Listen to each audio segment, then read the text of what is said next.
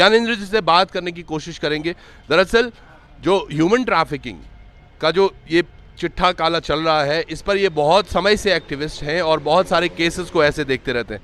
Sir, Uttarakhand के आज के हालात को देख के डर नहीं लगता? कल रात को रेव पार्टी हो रही है, अंकिता कांड हुआ, पिंकी का कांड हुआ, किरण नेगी, ये तमाम कैसे जोड़ के देखते हैं आप? देखिए, जाहिर सी बात है कि अगर इस तरीके की घटनाएं लगातार सामने आ रही हैं और हम बरसों से चिंता जाहिर कर रहे हैं प्रशासन के सामने भी, पुलिस के सामने भी, लेकिन पुलिस थोड़ी बहुत कार्रवाई करने का प्रयास भी करती है, उच्च अधिकारी प्रयास करने का प्रयास भी करते हैं, तो कई स्तरों पे खबर लीकेज हो जाती हैं हमारी कार्रवाइयों की, या कई इस तरीके की घटनाएं प्रकाश में नहीं आ पाती हैं।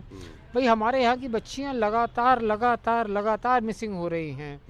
आखिर क्या वजह है, कहाँ जा रही हैं? लोग समझते हैं जॉब के नाम पे चली गई।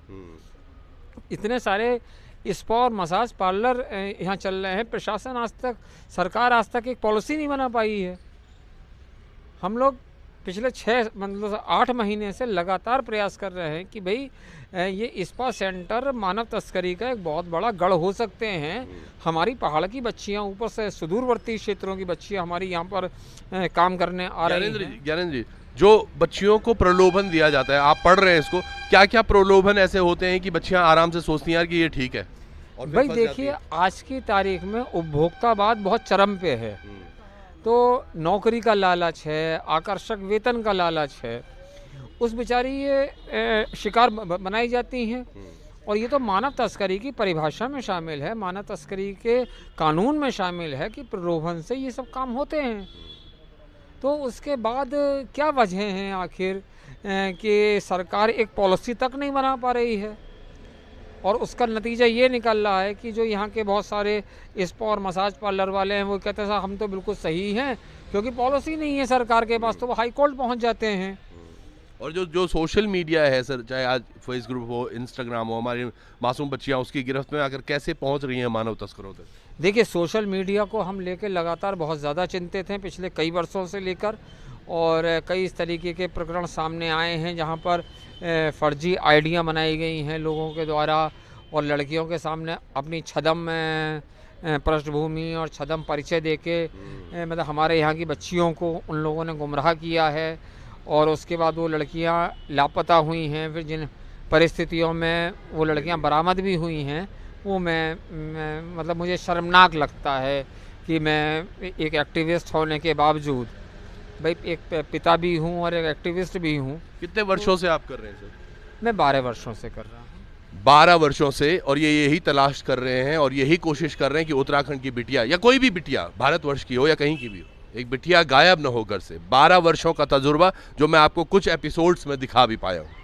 मैं कह रहा हूँ, ये चाहे सोशल मीडिया हो या जैसे इन्होंने भी कहा है कि किस तरह से प्रलोभन देकर इनको अलग अलग रैकेट्स के जरिए, या वही जो बात ये बोल रहे हैं कि अपने मुंह से बोला भी नहीं जाता, ऐसी जगह हमारी बच्चियां पाई जाती हैं। तो क्या हम अपने बच्चों के लिए सतर्क हैं?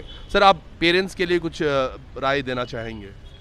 भाई, पेरेंट्स के लिए राय यही है, मैं जगह जगह जाके बच्चियों के बीच में भी अवेयरनेस कैंपेन करता हूँ पूरे प्रदेश भर में, और एक हमने अपना मॉड्यूल भी डेवलप करा था स्पाई किड्स नाम से, जो बच्चों को ही हमने जागरूक किया था कि भाई इस तरीके की कोई सूचना आए तो आप पुलिस को सूचित करिए, हमको सूचित करिए, कार्रवाई हम करेंगे। उसके रिजल्ट्स भी अच्छे आए, उसमें मुझे अवार्ड वगैरह भी हुए हैं।